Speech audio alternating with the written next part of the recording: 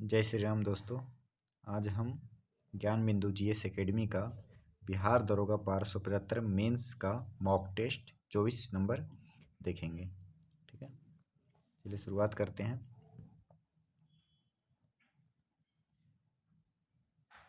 प्रश्न है, तंजावुर में बृहदेश्वर मंदिर का निर्माण किस राजा द्वारा करवाया गया था? तो तंजावुर में बृहदेश्वर मंदिर का निर्माण जो है चोल वंश से संबंधित है। चोल वंश के राजा राजराज प्रथम ने बनवाया था। चोल वंश का राजा कौन बनाया था? राजराज प्रथम ने। राजराज प्रथम ने, ठीक है। राजराज प्रथम को ही जो है राजा चोल कहा जाता है। इसमें राजा चोल उत्तर हो जाएगा, ठीक है। चोल वंश से संबंधित है।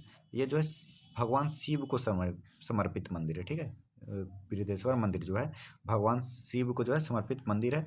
और इस मंदिर को राज राजेश्वर मंदिर भी कहा जाता है। क्या कहा जाता है? राज राजेश्वर मंदिर कहा जाता है, ठीक है, याद रखिएगा। और एक क्वेश्चन और पूछेगा कि चोल वंश के किस शासक ने लौह एवं रक्त की नीति अपनाई थी? तो ये भी राजराज प्रथम हो जाएगा, यानी राजा चोल हो जाएगा, ठीक है। रक्त एवं लौह एवं रक्त की नीति किसने अपनाई थी? तो राज्यराज प्रथम या राजा चोल हो जाएगा, ठीक है। इसका उत्तर हो जाएगा आपको ए हो जाएगा, ए, ठीक है, याद रखिएगा। नेक्स्ट प्रश्न है, मोहम्मद गौरी गुजरात के चालुक्यों द्वारा कब पराजित हुआ था? तो मोहम्मद गौरी जो है गुजरात के चालुक्यों द्वारा जो है 1178 ईस्वी में जो है पराजित हुआ था। कब पराजित हुआ था? 1178 ईस्वी में।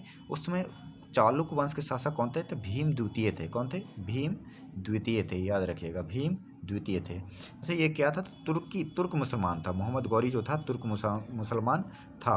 और मोहम्मद गौरी का प्रथम आक्रमण जो था 1175 में था। 1175 में किसके विरुद्ध हुआ था? तो मुल्तान के विरुद्ध हुआ था। मुल्तान के विरुद्ध जो है इसने सफल आक्रमण किया था, ठीक है। और प्रथम तुर्क मुसलमान कौन था जिसने भारत पर आक्रमण किया था? तो महमूद गजनवी था, याद रखिएगा। सर्वप्रथम जो है तुर्क मुसलमान कौन था जिसने भारत पर आक्रमण किया था? महमूद गजनवी था, ठीक है। और एक प्रश्न और याद रखिएगा, पूछता है कि मोहम्मद गौ तुर्क प्रथम तुर्क मुसलमान कौन था? प्रथम तुर्क मुसलमान कौन था जो पराजित हुआ था? तो वो कौन था? तो मोहम्मद गौरी ही हुआ था पराजित, ठीक है। 1178 ईस्वी में भीम द्वितीय द्वारा, गुजरात के चालुक्य वंश के शासक भीम द्वितीय द्वारा हुआ था, ठीक है। 1192 ऑप्शन में है। तो 1191 में हुआ था तराइन का प्रथम युद्ध हुआ था। तराइन का प्रथम युद्ध हुआ था 1191 में हुआ था, जो पृथ्वीराज चौहान और मोहम्मद गौरी के बीच हुआ था। पृथ्वीराज चौहान और मोहम्मद गौरी के बीच हुआ था, ठीक है। जिसमें कौन जीता था? जिसमें विजय हुआ था पृथ्वीराज चौहान और हार हुई थी गौरी की। तराइन का द्वितीय युद्ध 1192 में हुआ था, जिसमें जो है पृथ्वीराज चौहान जो है हार गया था और मोहम्मद गौरी जो है जीत गया था। पृथ्वीराज चौहान जो है हार गया था और गौरी जो है जीत गया था। गौरी जो है जीत गया था, ठीक है, याद रखिएगा। नेक्स्ट आइए, मोरक्को के यात्री इब्न बतूता का वृत्तांत किस रूप में जाना जाता है? ऑप्शन है रिहला, सुबह उल अस, तारीख ए रसीदी, रियाज उल सलातीन। तो इसका उत्तर हो जाएगा रिहला, ठीक है। रिहला जो अरबी भाषा में इब्न बतूता ने लिखा था, अरबी भाषा में, ठीक है। और ये जो था इब्न बतूता जो था 1333 ईस्वी में, 1333 ईस्वी में मोहम्मद बिन तुगलक, MBT यानी मोहम्मद बिन तुगलक के शासनकाल में भारत आया था, ठीक है। और मोहम्मद बिन तुगलक ने इसका जो है, यह जो है कुरान और हदीस का बहुत बड़ा ज्ञाता था, इसलिए मोहम्मद बिन तुगलक ने इसे जो है दिल्ली में जो है काजी के पद पर नियुक्त किया था। इब्न बतूता को काजी के पद पर नियुक्त किया था, याद रखिएगा। नेक्स्ट क्वेश्चन आते हैं। प्रश्न है, फतेहपुर सिकरी स्थित प्रसिद्ध बुलंद दरवाजा जामी मस्जिद का कौन सा प्रवेश द्वार बनता है? तो इसका उत्तर हो जाएगा दक्षिणी बनता है, ठीक है। फतेहपुर सिकरी स्थित प्रसिद्ध बुलंद दरवाजा जामी मस्जिद का कौन सा प्रवेश द्वार जो है बनता है? तो दक्षिणी में स्थित है, ठीक है। फतेहपुर सिकरी स्थित जो है बुलंद दरवाजा का निर्माण जो है अकबर के द्वारा किया गया था। किसके द्वारा? अकबर के द्वारा। जब अकबर ने गुजरात विजय प्राप्त किया था, गुजरात जो है विजय किया था, उसी के उपलक्ष्य में जो है अकबर ने बुलंद दरवाजा का निर्माण किया था। फतेहपुर सिकरी कहाँ है? तो उत्तर प्रदेश में फतेहपुर सिकरी है। अब फतेहपुर सिकरी का स्थापना किसने किया था? संस्थापक कौन था? तो अकबर के द्वारा ही किया गया था, याद रखिएगा, ठीक है। और एक प्रश्न और है कि B.A. स्मिथ, ब्रिटिश लेखक थे B.A. स्मिथ। कौन थे? B.A. स्मिथ ने गुजरात विजय को सबसे द्रुतगामी विजय की संज्ञा दी थी, ठीक है। B.A. स्मिथ ने, ठीक है, याद रखिएगा। अकबर के गुजरात विजय को सबसे द्रुतगामी विजय का जो है संज्ञा दी थी किसने? तो B.A. स्मिथ ने, याद रखिएगा। नेक्स्ट में आइए, भारत में ठगी अतिक्रम करने का श्रेय किससे प्राप्त है? ऑप्शन है earl of Dalhousie, Charles Metcalfe, W2 Denison, WH सिलीमैन। इसका उत्तर हो जाएगा सिलीमैन। ठीक है, सिलीमैन 1830 ईस्वी में, 1830 ईस्वी में तत्कालिक Bengal governor general lord William Bentinck ने कर्नल सिलीमैन के नेतृत्व में जो है ठगी प्रथा का अंत किया था। कर्नल सिलीमैन के नेतृत्व में। ठीक है, ठगी जो थे ना वो काली माँ का जो है पूजा करते थे, काली माँ का जो है पूजा करते थे ठगी। ठीक है, याद रखिएगा। नेक्स्ट प्रश्न पर आ जाइए। इंग्लैंड में लॉर्ड्स के सदन में भारतीय स्वतंत्रता विधेयक कब पारित हुआ था? तो इंग्लैंड भारतीय स्वतंत्रता विधेयक जो है जिस जिस तरह से हम लोग के जो है लोग ये संसद सदन में जो दो दो सदन होते हैं ना संसद में, एक लोकसभा होता है, एक राज्यसभा होता है। उसी तरह ब्रिटेन में दो सदन होते हैं, हाउस ऑफ कॉमन और हाउस ऑफ लॉर्ड। ठीक है, हाउस ऑफ लॉर्ड। तो ये पूछ देगा कि संसद में, ब्रिटेन के संसद में भारतीय स्वतंत्रता विधेयक कब रखा गया था? तो रखा गया था 4 जुलाई 1947 को। ठीक है, 4 जुलाई 1947 को रखा गया था। लेकिन हाउस ऑफ कॉमन और हाउस ऑफ लॉर्ड में जो है इसको पारित कब किया गया था? तो ये हो जाएगा आपको 16 जुलाई 1947 हो जाएगा। ठीक है, तो लॉर्ड्स के सदन में भारतीय स्वतंत्रता विधेयक कब पारित हुआ था? 16 जुलाई 1947 को।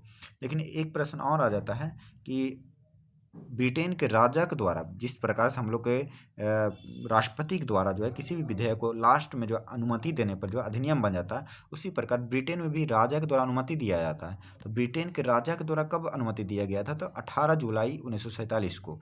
जब 18 जुलाई 1947 को जो है अनुमति दे दिया गया था, यह जो है फिर पारित हो गया था। यह विधेयक भारतीय स्वतंत्रता विधेयक जो है पारित हो गया था। लेकिन लॉर्ड्स के सदन में कब हुआ था? 16 जुलाई 1947 को, याद रखिएगा। नेक्स्ट प्रश्न आते हैं, भारत का संविधान किसके द्वारा ग्रहण किया गया है? तो भारत का संविधान जो है ऑप्शन है गवर्नर जनरल, ब्रिटिश संसद, संविधान सभा, भारत का संसद। तो इसका उत्तर हो जाएगा संविधान सभा के द्वारा जो है ग्रहण किया गया था। किसके द्वारा? संविधान सभा के द्वारा। नेक्स्ट प्रश्न आते हैं, सर सैयद अहमद खां के सबसे कटु आलोचक कौन थे? तो सर सैयद अहमद खां के सबसे कटु आलोचक कौन थे? ऑप्शन है जमाजुद्दीन अफगानी, CF एंड्रूज, मौलवी जकरुल्लाह, सिबली नोमनी। तो कौन था? तो जमाजुद्दीन अफगानी था, याद रखिएगा, जमाजुद्दीन अफगानी। किसकी कानूनी समस्या के समाधान हेतु महात्मा गांधी को 1893 में जो है दक्षिण अफ्रीका बुलाया गया था? ऑप्शन है कश्मीर के शेख अब्दुल्ला, बंगाल के तीतू मीर, बिहार के इमदाद इमाम, गुजरात के दादा। तो ये हो जाएगा गुजरात के दादा अब्दुल्ला। ठीक है, दादा अब्दुल्ला, याद रखिएगा। 1893 में गए थे और 9 जनवरी 1915 को ये वापस लौट गए थे। 9 जनवरी 1915 को, 9 जनवरी 1915 को। ठीक है, याद रखिएगा, 9 जनवरी 1915 को। लगभग 21 वर्ष तक जो है दक्षिण अफ्रीका में महात्मा गांधी जो बिताए हैं। गुजरात के दादा अब्दुल्ला के केस में गए थे। ठीक है, याद रखिएगा। प्रश्न है, बंगला नाटक नील दर्पण का अंग्रेजी अनुवाद किसने किया था? आइए ऑप्शन देख लेते हैं हम लोग। ऑप्शन है Dinabandhu Mitra, James Long, Antonio Gramsci, Michael Madhusudan Dutt. तो इसका उत्तर हो जाएगा माइकल मधुसूदन दत्त। प्रश्न क्या था एक बार और अच्छे से देख लेते हैं कि बंगला नाटक नील दर्पण का अंग्रेजी अनुवाद किसने किया था? तो बंगला नाटक नील दर्पण का अंग्रेजी अनुवाद जो है माइकल मधुसूदन दत्त ने किया था, याद रखिएगा, माइकल मधुसूदन दत्त ने किया था। माइकल मधुसूदन दत्त। अच्छा, नील दर्पण पुस्तक का लेखक कौन थे? दीनबंधु मित्र थे। कौन थे? दीनबंधु मित्र, याद रखिएगा, दीनबंधु मित्र थे। ठीक है, दीनबंधु मित्र नील दर्पण पुस्तक के लेखक। इन्होंने जो है बंगला में लिखा था। ठीक है, इनका अंग्रेजी अनुवाद माइकल मधुसूदन दत्त ने किए थे, याद रखिएगा। और ये जो है नील विद्रोह पर संबंधित है। नील विद्रोह पर, नील विद्रोह कब हुआ था? तो 1859 से 60 के बीच में हुआ था। 1859 के 60 बीच में हुआ था नील विद्रोह, याद रखिएगा। नेक्स्ट आइए, प्रश्न है, एक अच्छे यूरोपीय पुस्तकालय की एक अलमारी भारत तथा अरब के संपूर्ण साहित्य से अधिक मूल्यवान है, यह किसने कहा था? ऑप्शन है TB Macaulay, William Carey, Lord Minto, Charles Grant. तो इसका उत्तर हो जाएगा मैकाले ने कहा था। एक अच्छे से अच्छे यूरोपीय पुस्तकालय की एक अलमारी भारत तथा अरब के संपूर्ण साहित्य से अधिक मूल्यवान है, किसने कहा था? टीवी मैकाले ने कहा था। नेक्स्ट आइए, किस प्रदेश के ग्रामीण क्षेत्रों में एका आंदोलन चलाया गया था? ऑप्शन है बिहार, पंजाब, बंगाल, उत्तर प्रदेश। तो एका आंदोलन जो है अवध के क्षेत्र में, अवध कहाँ पड़ता है? तो उत्तर प्रदेश में, अवध के क्षेत्र में जो है 1921 ईस्वी में 1921 ईस्वी में चलाया गया था असहयोग आंदोलन के दरमियान, ठीक है। और इसका नेतृत्व करता जो थे मदारी पासी थे। कौन थे? मदारी पासी, याद रखिएगा, मदारी पासी। अब एक आंदोलन का नेक्स्ट प्रश्न देखिए, इसका उत्तर हो जाएगा उत्तर प्रदेश। प्रश्न है, खान अब्दुल गफ्फार खान द्वारा स्थापित खुदाई खिदमतगार को किस नाम से जाना जाता था? ऑप्शन है blue shirts, green shirts, black shirts, red shirts. ये हो जाएगा रेड शर्ट्स, यानी लाल कुर्ती, ठीक है, लाल कुर्ती। तो खान अब्दुल गफ्फार खान को जो है, खान अब्दुल गफ्फार खान सविनय अवज्ञा आंदोलन के दौरान जो है खुदाई खिदमतगार आंदोलन जो है चलाए गए थे, लाल कुर्ती आंदोलन चलाए थे। किस क्षेत्र में? तो भारत के उत्तरी पश्चिमी क्षेत्र में चलाए थे, ठीक है। खान अब्दुल गफ्फार खान को जो है सीमांत गांधी, फ्रंटियर गांधी और बादशाह खां के नाम से भी जाना जाता है, याद रखिएगा। प्रश्न है, पुनः पुनः याद रखें, अब यह झंडा लहरा गया है, यह कभी भी झुकना नहीं चाहिए जब तक एक भी भारतीय पुरुष, महिला या बालक भारत में जीवित रहे। यह कथन किसने कहा था? ऑप्शन है गुजरात में गांधी जी ने, लाहौर में जवाहरलाल नेहरू ने, बंगाल में एस एन बनर्जी ने, सिंगापुर में सुभाष चंद्र बोस ने। तो किसने कहा था? तो इसने लाहौर में जवाहरलाल नेहरू ने कहा था, ठीक है। लाहौर अधिवेशन जो हुआ था कांग्रेस का 1929 में हुआ था, इनके अध्यक्षता किसने किए थे? जवाहरलाल नेहरू ने किए थे। इसी अधिवेशन में जो है पूर्ण स्वराज का मांग रखा गया था, ठीक है। और प्रथम स्वाधीनता दिवस यानी स्वतंत्रता दिवस मनाने की जो है घोषणा की थी। और प्रथम बार जो झंडा जो फहराया गया था 26 जनवरी 1930 को फहराया गया था, ठीक है। उसी के उपलक्ष्य में ये बात जवाहरलाल नेहरू के द्वारा कहा गया था, ठीक है, लाहौर में जवाहरलाल नेहरू ने। बिहार में 1929 में किसान सभा आंदोलन का आरंभ किसने किया था? तो इसका ऑप्शन है राजकुमार शुक्ला, बैंकुट शुक्ला, स्वामी सहजानंद सरस्वती, आचार्य कृपलानी। तो 1929 में किसान सभा आंदोलन का आरंभ जो बिहार में स्वामी सहजानंद सरस्वती के द्वारा किया गया था, ठीक है, याद रखिएगा। और एक बात यह और याद रखिएगा, स्वामी सहजानंद सरस्वती ही 1976 में जो है, सॉरी 1936 में अखिल भारतीय किसान सभा का जो गठन हुआ था 36 में, उसके अध्यक्ष बने थे, ठीक है। प्रथम अध्यक्ष थे स्वामी सहजानंद सरस्वती अखिल भारतीय किसान सभा के, याद रखिएगा, 1936 में। बिहार में गंगा नदी में मिलने वाली सोन नदी का उद्गम स्थल है। तो बिहार में जो है गंगा नदी में मिलने वाली सोन नदी का उद्गम स्थल है। आइए ऑप्शन देखते हैं, हजारीबाग पठार, मालवा पठार, पलामू पठार, अमरकंटक पठार। तो इसका उत्तर हो जाएगा अमरकंटक पठार, ठीक है, अमरकंटक पठार। अच्छा, सोन नदी का उद्गम स्थल अमरकंटक पठार है, लेकिन गंगा नदी में जो है मुहाना कहाँ बनाता है? गंगा नदी में संगम कहाँ, किस स्थान पर है? तो पटना के जो है दानापुर में है, याद रखिएगा, पटना के दानापुर में, पटना के दानापुर में गंगा नदी मिलती है, ठीक है, दानापुर में।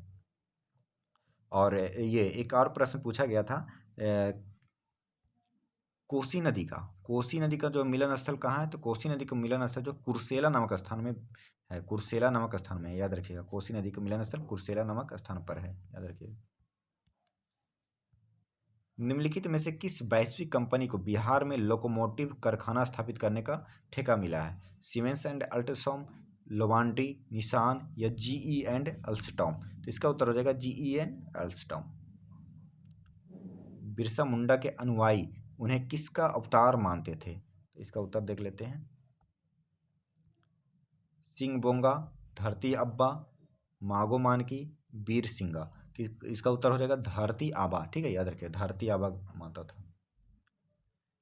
पटना से प्रकाशित होने वाला प्रथम अंग्रेजी अखबार कौन सा था? ऑप्शन है the Indian nation, the Bihar Herald, the mirror, Hindu patriot. इसका उत्तर हो जाएगा द बिहार हेराल्ड। संवैधानिक उपचारों का अधिकार किसके अंतर्गत आता है? संवैधानिक उपचारों का अधिकार जो है, ऑप्शन देख लेते हैं, मौलिक अधिकार, कानूनी अधिकार, संवैधानिक अधिकार, प्राकृतिक अधिकार। तो संवैधानिक उपचारों का अधिकार मौलिक अधिकार है, जिसकी चर्चा अनुच्छेद 32 में मिलती है। किसमें? अनुच्छेद 32 में मिलती है। और 5 प्रकार का जो है अधिकार इसमें है, संवैधानिक उपचारों का अधिकार 5 प्रकार का। और संवैधानिक उपचारों का अधिकार को आत्मा किसने कहा था?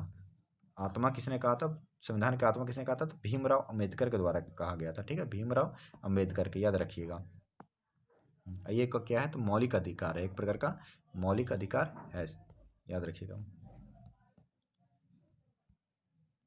नेक्स्ट प्रश्न है, भारत के संविधान का कौन सा अनुच्छेद जो है देवनागरी लिपि में हिंदी को संघ के सरकारी भाषा के रूप में मान्यता देता है? ऑप्शन है 341, 342, 343, 346। तो उत्तर हो जाएगा इसका 343, याद रखिएगा। प्रथमतः आपात स्थिति की घोषणा जो है कितने समय काल के लिए सीमित की जा सकती है? तो ऑप्शन है 3 महीना, 15 दिन, 6 महीना, 1 साल। इसका उत्तर हो जाएगा 6 महीना। देखिए, अनुच्छेद 300 आपात की स्थिति में कौन कौन सा है? तो 3 प्रकार का आपात होते हैं: राष्ट्रीय आपात, राष्ट्रपति शासन और वित्तीय आपात। तो 352 में राष्ट्रीय आपात की चर्चा है, ठीक है, 352 में। और राष्ट्रीय आपात जो है सर्वप्रथम जो है जब राष्ट्रपति के द्वारा जो है लगाया जाता है, ठीक है, राष्ट्रपति के द्वारा। तो जब प्रथम बार लगाया जाता है तो 1 महीना के अंदर जो है संसद द्वारा अनुमोदन होना जरूरी होता है। जब एक बार संसद के द्वारा जो अनुमोदन हो जाता है तो यह जो है 6 महीना तक लागू रहता है, ठीक है, 6 महीना तक। और 6 महीना पर जब इसको संसद के द्वारा अनुमोदित किया जाता है तो यह जो अनिश्चितकालीन जो है काल तक जो है लगा रहता है, ठीक है, अनिश्चित काल तक जो है लगा रहता है, याद रखिएगा, 6 महीना पर अनुमोदित करने पर। इसका उत्तर क्या हो जाएगा आपका? इसका उत्तर 6 महीना हो जाएगा। केंद्र शासित प्रदेश के मुख्यमंत्री जहां इस तरह का जो प्रावधान है जिसके द्वारा नियुक्त किए जाते हैं। पूछ रहा है कि केंद्र शासित प्रदेश के मुख्यमंत्री, जहां पर जिस केंद्र शासित प्रदेश में मुख्यमंत्री नियुक्त होते हैं उनका नियुक्ति कौन करता है? ऑप्शन है राष्ट्रपति, प्रधानमंत्री, उपराष्ट्रपति, उपराज्यपाल या लेफ्टिनेंट गवर्नर। तो ये इसका उत्तर हो जाएगा राष्ट्रपति। तो भारत में जो है 8 केंद्र शासित प्रदेश हैं जिसमें से 2 केंद्र शासित प्रदेश हैं जिसमें मुख्यमंत्री की नियुक्ति की जाती है, ठीक है, मुख्यमंत्री की नियुक्ति की जाती है। कौन कौन सा केंद्र शासित प्रदेश है? तो एक हो जाएगा आपको दिल्ली और एक हो जाएगा पुडुचेरी, ठीक है, पुडुचेरी। तो इसमें जो है जो मुख्यमंत्री होते हैं उनकी नियुक्ति कौन करते हैं? तो उनकी नियुक्ति जो है राष्ट्रपति के द्वारा किया जाता है, ठीक है, राष्ट्रपति के द्वारा, ध्यान रखिएगा। भारत के संसद का व्यय किसके द्वारा नियंत्रित किया जाता है? तो नियंत्रक एवं महालेखक परीक्षक द्वारा जो है नियंत्रित किया जाता है। देखिए, भारत में संसद द्वारा जो नियंत्रक महालेखक चर्चा जो है अनुच्छेद 148 में है। जो भारत के जो संचित निधि में जो धन है उसका संरक्षक नियंत्रक महालेखक परीक्षक को माना जाता है। नियंत्रक महालेखक परीक्षक जो अपना रिपोर्ट किसको देता है? तो राष्ट्रपति को देता है। राष्ट्रपति क्या करवाता है? राष्ट्रपति इसको जो संसद के सदन पर रखवाता है, ठीक है, संसद के पटल पर, याद रखिएगा, संसद के पटल पर। और संसद के पटल पर जो है इसकी संसद जो है इसकी जांच किसको देता है? तो लोकलेखा समिति को देता है। किसको देता है? लोकलेखा समिति को। और लोकलेखा समिति जो है अपनी रिपोर्ट लोकसभा अध्यक्ष को देता है, लोकसभा अध्यक्ष को देता है, ठीक है, याद रखिएगा। तो फिर से एक बार बोल देते हैं, नियंत्रक महालेखक परीक्षक अपनी रिपोर्ट राष्ट्रपति को देगा। राष्ट्रपति जो है संसद के पटल पर रखवाएगा। संसद इसको जो है लोकलेखा समिति को जो है इसको जांच करने देगा। लोकलेखा समिति अपना रिपोर्ट जो है लोकसभा अध्यक्ष को देगा, ठीक है, और लोकसभा अध्यक्ष प्रस्तुत करेगा। तो ये क्या हो जाएगा इसका उत्तर? तो कह रहा कि भारत के संसद व्यय किसके द्वारा नियंत्रित किया जाता है? नियंत्रक महालेखक परीक्षक, जिसकी चर्चा अनुच्छेद 148 में। इसकी नियुक्ति जो है राष्ट्रपति के द्वारा की जाती है, ठीक है, राष्ट्रपति के द्वारा, याद रखिएगा। नेक्स्ट प्रश्न आइए, जनहित याचिका की धारणा किस देश से उत्पन्न हुई है?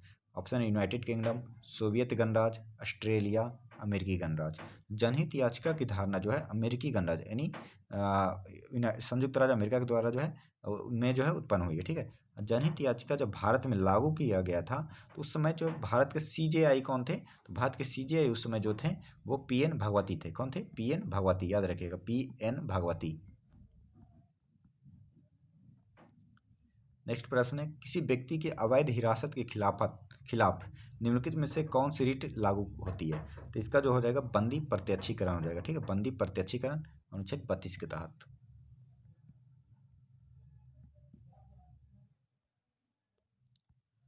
संवैधानिक प्रावधान के संशोधन का प्रावधान किसमें दिया गया है? ऑप्शन है भाग 21 अनुच्छेद 356, भाग 20 अनुच्छेद 356, भाग 20 अनुच्छेद 368, भाग 21 अनुच्छेद 368। इसका उत्तर हो जाएगा भाग 20 अनुच्छेद 368, याद रखिएगा। यह प्रावधान कहाँ से लिया गया? तो साउथ अफ्रीका से लिया गया है, ठीक है, साउथ अफ्रीका से।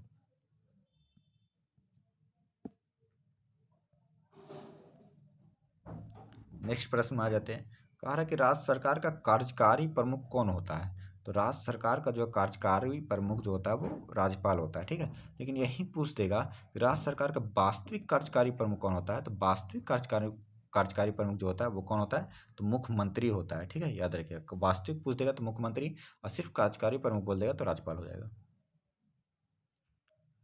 थार मरुस्थल की सिंचाई करने वाली इंदिरा गांधी नहर का उद्गम स्थल कौन सा है?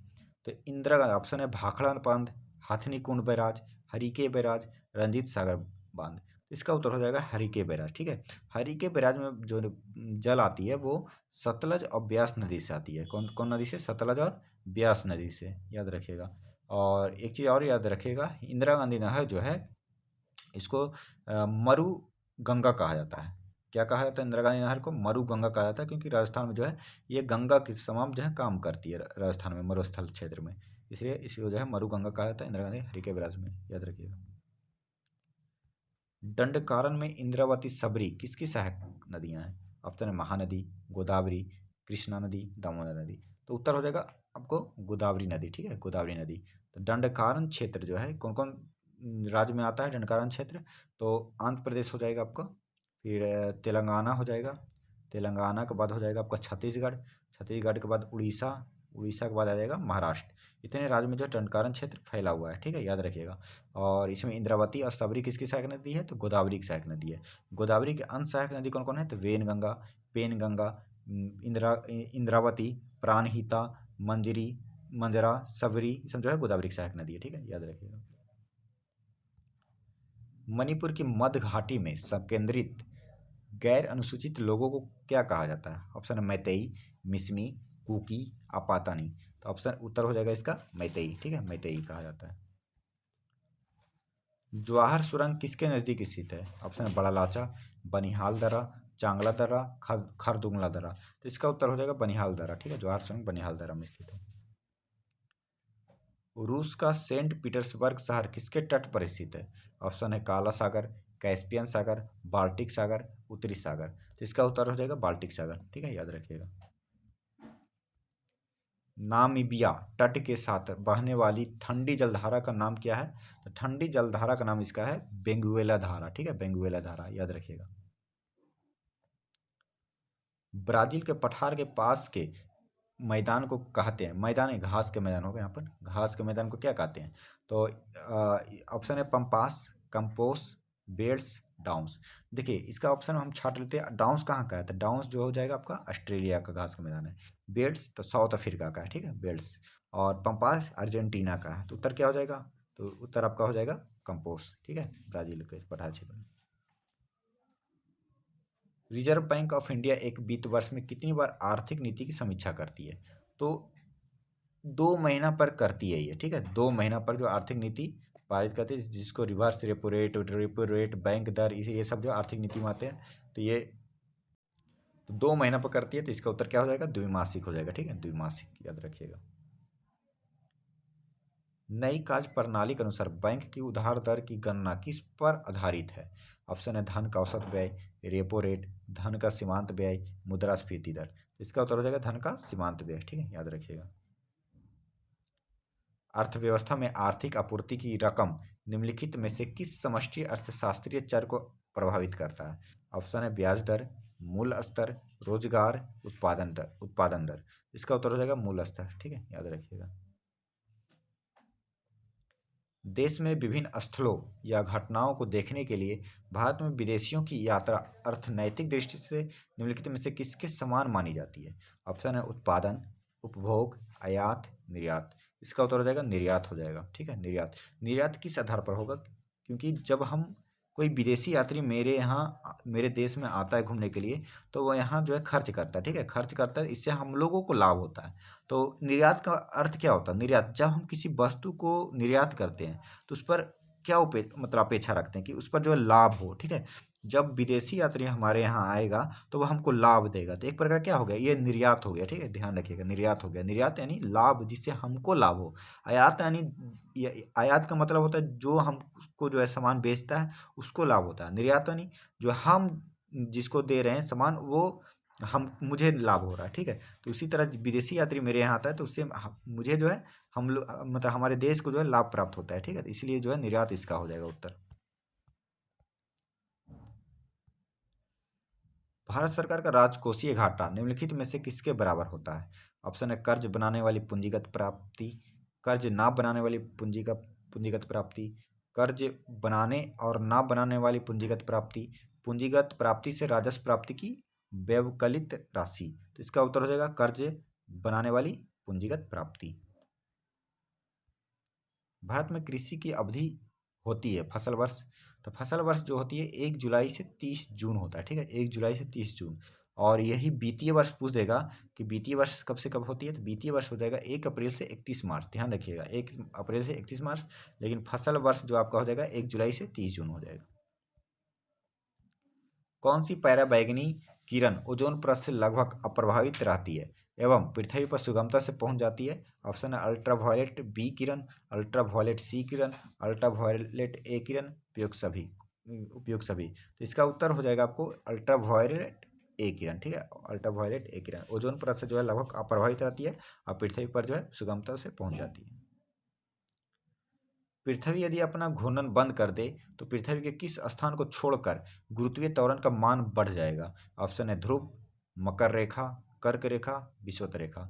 तो किस स्थान को छोड़कर बोल रहा है गुरुत्वीय त्वरण बढ़ जाएगा? तो ध्रुव को छोड़कर जो है गुरुत्वीय त्वरण बढ़ जाएगा, याद रखिएगा। निम्नलिखित कथनों पर विचार कर सत्य विकल्प का चयन करें। पहला कथन है जल का अधिकतम घनत्व जो है 277 केल्विन पर होता है, जल का अधिकतम घनत्व 4 डिग्री सेल्सियस पर होता है। तो ये दोनों कथन जो है सत्य है, याद रखिएगा। प्रकाश के प्रवर्तन के संदर्भ में निम्न कथनों पर विचार करिए। पहला है अपतित किरण, प्रवर्तित किरण, अभिलंब, तीनों एक ही तल हो गया यहाँ पर, तम नहीं, तल, एक ही तल पर स्थित होते हैं, ठीक है, ये सही है आपका। आपतन कोण हमेशा प्रवर्तन कोण के बराबर होता है, ये भी सही है, यानी दोनों सही है इसमें।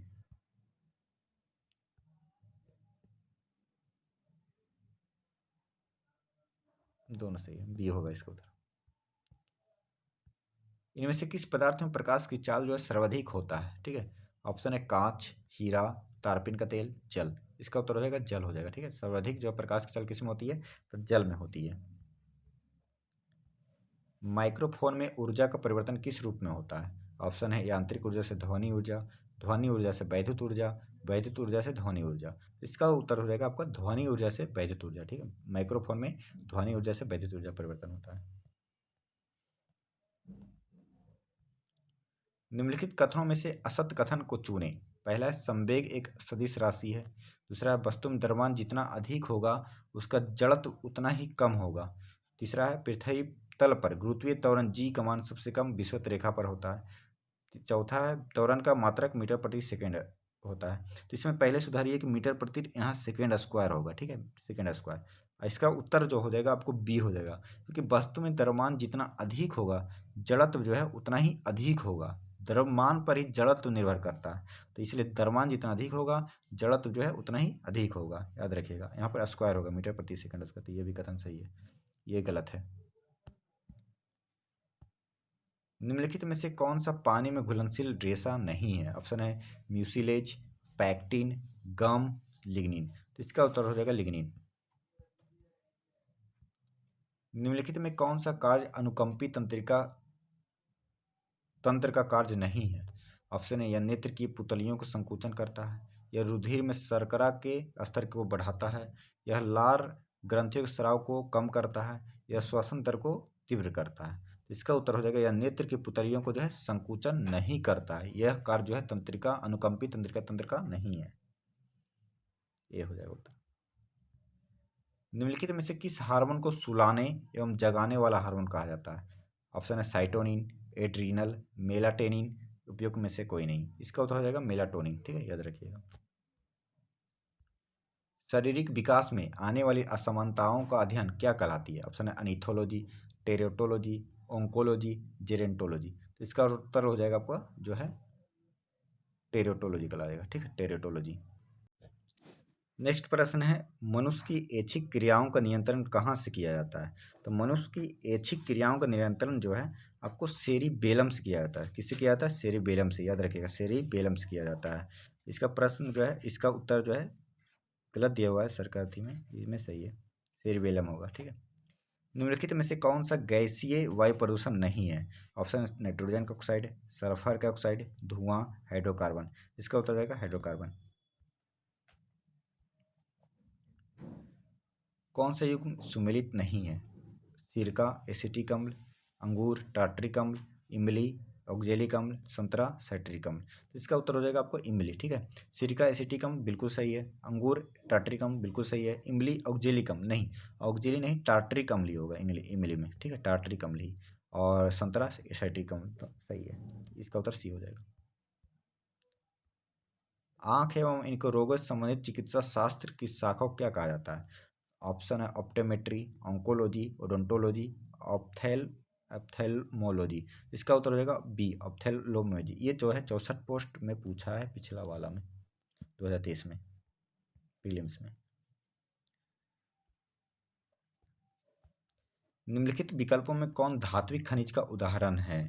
धात्विक खनिज का उदाहरण है, ऑप्शन है पोटास, अभ्रक, लवण, ग्रेनाइट, चूना पत्थर, बलुआ पत्थर, सोना, चांदी, लोहा, संगमरमर, लोहा, सल्फर, कार्बन। इसमें ऑप्शन हो जाएगा सी, जिसमें सोना भी जो है धात्विक खनिज है, चांदी भी धात्विक खनिज है और लोहा भी धात्विक खनिज है। साइनोबैक्टीरिया एक परितंत्र में महत्वपूर्ण भूमिका निभाते हैं क्योंकि वे जो है, ऑप्शन है वायुमंडल में नाइट्रोजन को मुक्त करते हैं, दुर्लभ खनिजों को मृदा से अवशोषित करते हैं, वायुमंडलीय नाइट्रोजन को स्थिरीकरण करते हैं या कवकों की वृद्धि को रोकते हैं। इसका उत्तर हो जाएगा वायुमंडलीय नाइट्रोजन को स्थिरीकरण करते हैं। नेक्स्ट प्रश्न, वेल्डिंग के लिए किस मिश्रण का उपयोग किया जाता है? ऑप्शन है कैल्शियम ऑक्साइड एवं एल्यूमिनियम, आयरन ऑक्साइड एवं क्लोरीन, आयरन ऑक्साइड एवं एल्यूमिनियम, कैल्शियम ऑक्साइड एवं आयरन। इसका उत्तर हो जाएगा आयरन ऑक्साइड एवं एल्यूमिनियम। सोडियम क्लोराइड में उपस्थित कौन सी अशुद्धता नमी सोखती है? ऑप्शन है magnesium chloride, sodium sulphate, calcium chloride, potassium chloride. इसका उत्तर हो जाएगा मैग्नीशियम क्लोराइड, ध्यान रखिएगा। निम्नलिखित में कौन सा कथन सही नहीं है? ऑप्शन है इथेनॉल पानी में घुलता नहीं है, इथेनॉल कमरे के तापमान पर तरल होता है, इथेनॉल समानता एल्कोहल को कहते हैं, इथेनॉल अक्सर आयोडीन में भी इस्तेमाल किया जाता है। तो इसका उत्तर हो जाएगा आपका इथेनॉल पानी में घुलता नहीं है। कौन सही नहीं कौन गलत बोला? तो इथेनॉल जो है पानी में घुलनशील होता है, ये गलत है।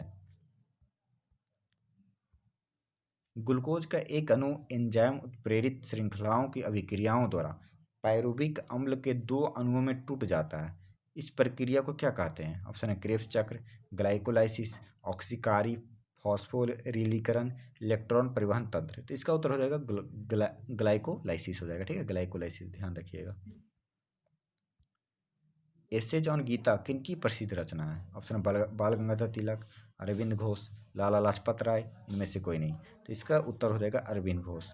अरविंद घोष की अन्य रचना कौन कौन है? तो लाइफ डिवाइन हो गई, लाइफ डिवाइन, और सावित्री, सावित्री ध्यान रखिएगा, सावित्री भी इनकी रचना है। और एसेज ऑन गीता जो अरविंद घोष का है। बाल गंगाधर तिलक गीता रहस्य किसने लिखे हैं? तो बाल गंगाधर तिलक, गीता रहस्य, याद रखिएगा, कन्फ्यूजन नहीं होना है तुम्हें। विश्व मधुमेह दिवस किस तिथि को मनाया जाता है? ऑप्शन है 14 दिसंबर, 14 नवंबर, 14 अक्टूबर, 14 सितंबर। इसका उत्तर हो जाएगा 14 नवंबर, ठीक है। विश्व बाल दिवस भी जो है 14 नवंबर को मनाया जाता है, विश्व बाल दिवस, ठीक है, बाल दिवस। और याद रखिए एक चीज़ और कि 14 नवंबर बाल दिवस, जब बच्चा जो चॉकलेट खाता है तो मधुमेह हो जाता है, इसलिए याद रखिएगा 14 नवंबर बाल दिवस भी और मधुमेह दिवस भी दोनों आता है। यूनिसेफ का मुख्यालय कहाँ अवस्थित है? ऑप्शन है New York, Washington DC, Geneva, Paris. तो उत्तर हो जाएगा न्यूयॉर्क हो जाएगा, ठीक है, न्यूयॉर्क। रेड क्रॉस नामक संस्था की स्थापना किस वर्ष हुई है? अप्रैल 1949, जनवरी 1958, 1863, 1861। तो इसका उत्तर हो जाएगा 1863 हो जाएगा, ठीक है। रेड क्रॉस का स्थापना 1863 में हुआ, लेकिन इसको जो है 3 बार जो नोबेल पुरस्कार मिला है, जिसमें 1917 को, 1944 को और 1963 को, ठीक है। पूछ देगा एकमात्र संस्था जिसको जो शताब्दी वर्ष उसका शताब्दी स्थापना में जो है इसको जो है नोबेल पुरस्कार दिया था रेड क्रॉस को, क्योंकि इसका स्थापना 1863 में, और इसका जो है नोबेल पुरस्कार भी मिला है 1963 में शताब्दी वर्ष के दिन, ठीक है, याद रखिएगा। रेड क्रॉस का काम क्या है? तो जिस जैसे युद्ध हो रहा, विश्व युद्ध हो रहा वगैरह, जो घायलों को जो है डॉक्टरी सहायता देता है, रेड क्रॉस डॉक्टरी सहायता देता है। युद्ध हो गया, महामारी हो गया, इसमें जो डॉक्टरी सहायता देता है घायलों को, ये रेड क्रॉस का काम है, ठीक है, याद रखिएगा। मीन कैम्प नामक पुस्तक के लेखक कौन है? ऑप्शन है मुसोलिनी, बिस्मार्क, दाते, हिटलर। हिटलर हो जाएगा। हिंदी के क्षेत्र में ज्ञानपीठ पुरस्कार प्राप्त करता प्रथम व्यक्ति कौन है? तो इसका उत्तर हो जाएगा सुमित्रानंद पंत। इसको इनको जो है किस पुस्तक के लिए दिया गया? तो चितंबरा के लिए दिया गया, ठीक है, चितंबरा के लिए याद रखिएगा, 1968 में दिया गया, चितंबरा के लिए 1968 में हिंदी के क्षेत्र में। और प्रथम ज्ञानपीठ पुरस्कार विजेता कौन है? जी शंकर क्रूप है प्रथम ज्ञानपीठ पुरस्कार विजेता, ठीक है। और प्रथम ये जो मलयालम भाषा में विजेता थे। और प्रथम बांग्ला भाषा में ताराशंकर बंदोपाध्याय जो गण देवता नामक पुस्तक के लिए जीते हैं, ठीक है, इनको जो है 1966 में मिला है। महादेवी वर्मा को जो है यामा में मिला है इनको, ठीक है, यामा पुस्तक के लिए याद रखिएगा। पुलित्जर पुरस्कार किस क्षेत्र में दिया जाता है? ऑप्शन है वास्तुकला, पत्रकारिता, फिल्म, जनसेवा। तो पुलित्जर पुरस्कार जो पत्रकारिता क्षेत्र में दिया जाता है। और प्रीतजर एक पुरस्कार है, प्रीतजर पुरस्कार, ठीक है, प्रीतजर। तो प्रीतजर पुरस्कार जो है आपको वास्तुकला क्षेत्र में दिया जाता है, वास्तुकला क्षेत्र में दिया जाता है। और पुलित्जर पुरस्कार का स्थापना 1917 में हुआ था, ध्यान रखिएगा।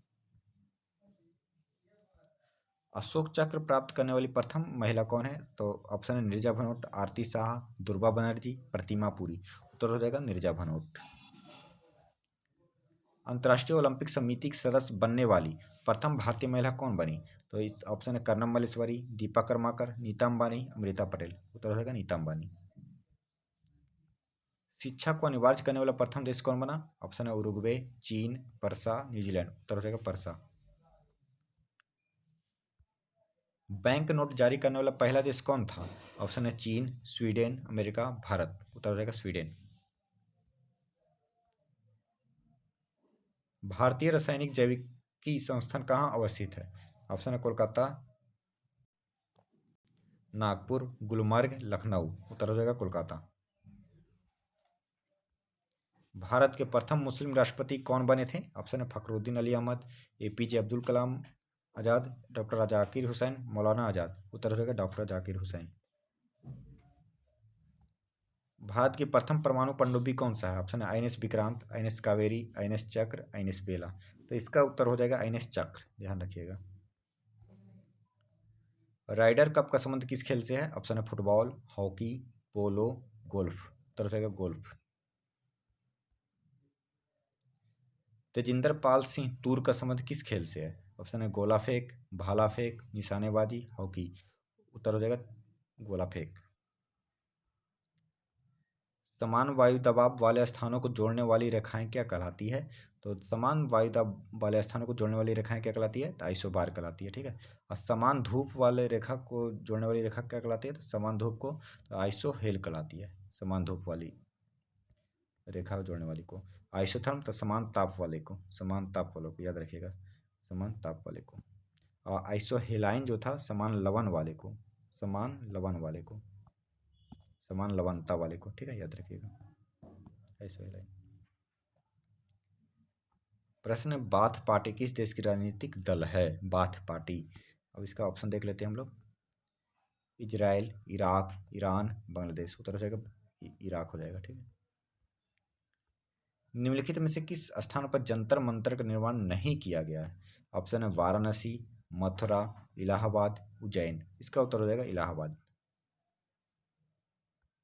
ताजमहल को किस वर्ष यूनेस्को की सूची में शामिल किया गया? ऑप्शन है 1983, 1984, 1985, 1986। तो 1983 हो जाएगा। निम्नलिखित में से कौन तबला वादक नहीं है? ऑप्शन है जाकिर हुसैन, उमाशंकर मिश्रा, किशन महाराज, सुखविंदर सिंह। तो उत्तर हो जाएगा उमाशंकर मिश्रा। उमाशंकर मिश्रा जो है वो सितार वादक हैं, याद रखिएगा। कौन क्या है? सितार वादक हैं। और अन्य जो है आपका तबला वादक है। पंडवानी किस राज्य की लोक नृत्य है? तो छत्तीसगढ़ की। चंपारण सत्याग्रह के दौरान बिहार में गांधी जी की जान किसने बचाई थी? ऑप्शन है हामिद अंसारी, मजहरूल हक, बत्तक मियाँ, रविंद्र पाठक। तो बत्तक मियाँ ने बचाई थी। क्योटो प्रोटोकॉल का उद्देश्य निम्न में से किसकी मात्रा को कम करना है? ऑप्शन है chlorofluorocarbon, sulphur dioxide, green house gas, वाष्पशील कार्बनिक यौगिक। उत्तर हो जाएगा green house gas. Kyoto protocol कब हुआ था? 1997 में हुआ था, ठीक है, जापान के क्योटो में हुआ था। और 2005 में यह जो है लागू हुआ था। एक खाद्य श्रृंखला में निम्न में से सर्वाधिक संख्या किसकी होती है? ऑप्शन है उत्पादक, प्राथमिक उपभोक्ता, द्वितीय उपभोक्ता, अब घटक, उत्तर हो जाएगा उत्पादक। नई दिल्ली में आयोजित मिस अर्थ इंडिया 2023 का खिताब किसने जीता है? ऑप्शन है प्रियांक गुप्ता, श्वेता तिवारी, प्रिया सेन, अवंती नीरी। इसका उत्तर हो जाएगा प्रिया सेन हो जाएगा। ठीक है, इसको याद रखने का ट्रिक है अर्थ, अर्थ और सन, सन तो अर्थ पर ही सन होता है, अर्थ में ही जो सन होता है, इसीलिए मिस अर्थ इंडिया प्रिया सेन, याद रखिएगा। किस व्यक्ति ने young wild life photographer of the year 2023 का पुरस्कार जीता है? ऑप्शन है बिहान तालिया विकास, अमित श्रीनिवासन, रथिका रामासामी, ऐश्वर्या श्रीधर। इसका हो जाएगा बिहान तालिया विकास। दुनिया के 3D मुद्रित मंदिर का निर्माण किस राज्य में किया गया है? ऑप्शन है राजस्थान, तेलंगाना, आंध्र प्रदेश, मध्य प्रदेश। तेलंगाना हो जाएगा। और 3D डाकघर बोल जाएगा तो बंगलौर हो जाएगा। ठीक है, बंगलौर याद रखिएगा, डाकघर। आईसीसी हॉल ऑफ फेम के संबंध में कौन सा कथन सत्य है? Diana Edulji ICC hall of fame में शामिल होने वाली प्रथम भारतीय महिला क्रिकेटर बन गई है। बिल्कुल सही है, डायना इडोल्जी। नेक्स्ट है पूर्व ओपनर वीरेंद्र सहवाग को आईसीसी हॉल ऑफ फेम में शामिल किया गया है। ये भी बिल्कुल सही है। श्रीलंका के अरविंद डी सिल्वा को भी यह सम्मान मिला है। बिल्कुल सही है, उपयुक्त सभी हो जाएगा। सैयद मुश्ताक अली ट्रॉफी 2023 का खिताब किस टीम ने जीता है? तो पंजाब ने जीता है। किसको हरा कर? तो बड़ौदा को हरा कर जीता है। ठीक है, बड़ौदा को हरा कर।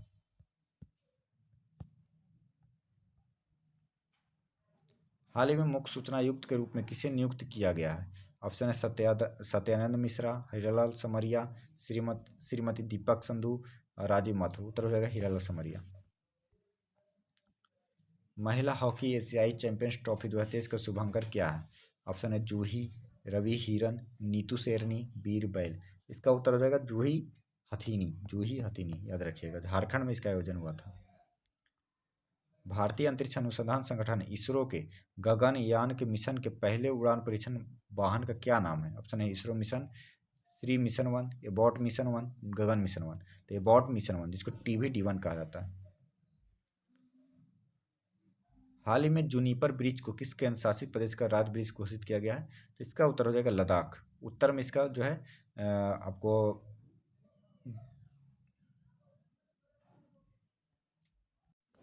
तो इसका उत्तर हो जाएगा लद्दाख ही हो जाएगा। ठीक है, लद्दाख ही हो जाएगा।